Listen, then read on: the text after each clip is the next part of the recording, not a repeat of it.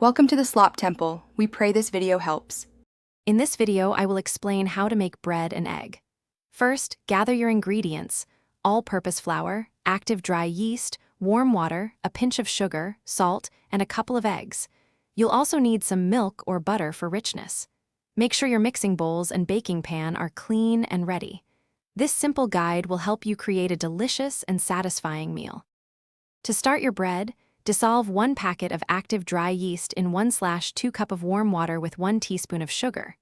Let it sit for 5 minutes until foamy.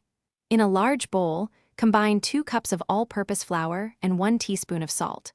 Pour in the yeast mixture and mix until a shaggy dough forms.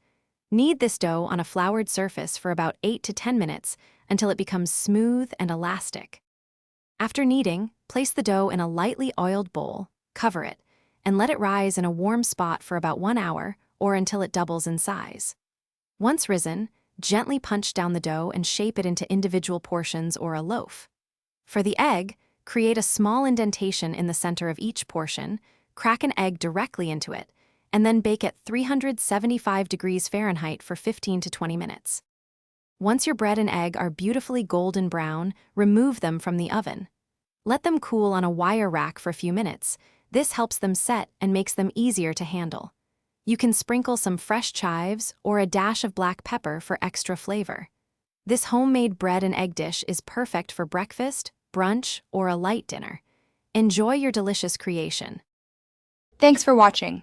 Consider subscribing if we helped you.